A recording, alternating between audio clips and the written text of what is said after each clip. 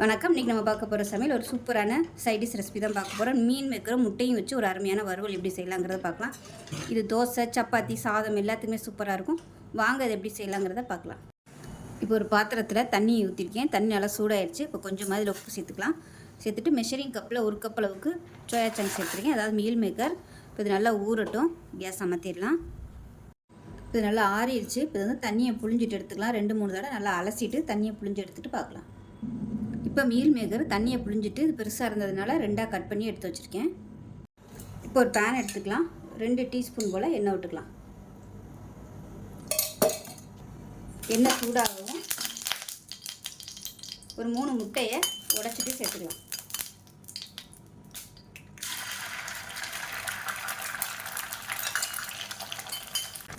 இப்போ இந்த 3 முட்டையும் லைட்டாக அப்படியே பொரிச்சு எடுத்துக்கலாம்.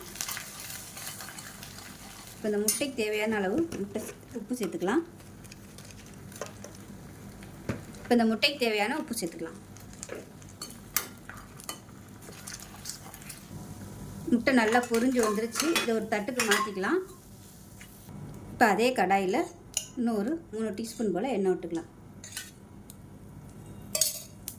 இப்போ இதில் நம்ம நறுக்கி வச்சுருக்க இந்த மீல் மேக்கரை சேர்த்துக்கலாம். சேர்த்து நல்லா வறுத்து எடுத்துக்கலாம்.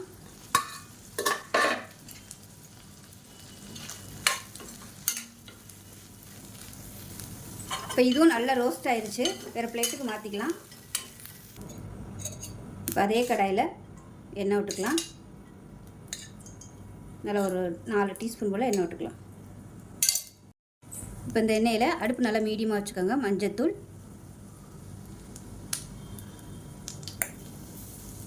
அதே போல் மிளகாத்தூள் நல்லா 1½ டேபிள் ஸ்பூன் எடுத்திருக்கேன். அதே போல் 1½ டேபிள் ஸ்பூன் தனியாத்தூள். இப்போ அதை லேசாக அந்த எண்ணெயில் பரட்டி விட்டுட்டு இப்போ அதில் இடித்து வச்சுருக்க வெங்காயத்தை சேர்த்துக்கலாம். நல்லா ஒரு 10 சின்ன வெங்காயம் மிக்சியில் போட்டு 1-2 இடித்து வச்சுருக்கேன், அதை சேர்த்துக்கலாம். சேர்த்துட்டு நல்லா வதக்கி விட்டுக்கலாம். அந்த மசாலா வந்து கருகிடக்கூடாது, அதுதான் முக்கியம். இது கூடவே இஞ்சி பூண்டு பேஸ்ட் வந்து நல்லா ஒரு 1/2 டேபிள் ஸ்பூன் அளவுக்கு சேர்த்துக்கலாம். வெறும் பூண்டு மட்டும் சேர்க்குறனாலும் சேர்த்துக்கலாம். இப்போ இதில் ஒரு 1/4 டீஸ்பூன் போல் மிளகுத்தூள் சேர்த்துக்கலாம். சேர்த்துட்டு கொஞ்சமாக உப்பு சேர்த்துக்கலாம். சேர்த்துட்டு இதையும் நல்லா கலட்டி விட்டுக்கலாம். இப்போ இதில் ஒரு கொத்து கருவேப்பிலை, 2 பச்சை மிளகாய் சேர்த்துக்கலாம். சேர்த்துட்டு நல்லா வதக்கி விட்டுக்கலாம். இப்போ இதில் கொஞ்சமாக தண்ணி சேர்த்துக்கலாம். நான் வந்து இந்த மிக்சியை அலசிட்டு அந்த தண்ணி சேர்க்குறேன்.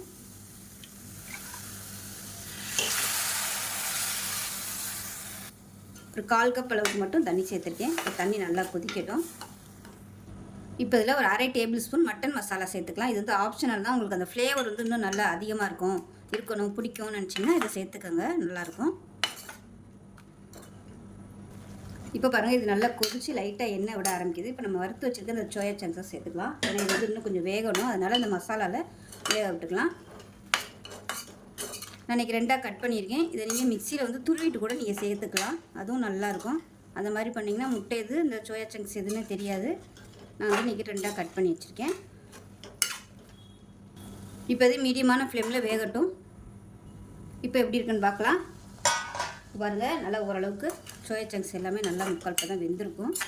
இப்போ இதில் நம்ம பொரிச்சு வச்சுருக்க அந்த முட்டையை சேர்த்துக்கலாம். சேர்த்துட்டு மறுபடியும் நல்லா மிக்ஸ் பண்ணி விட்டுக்கலாம்.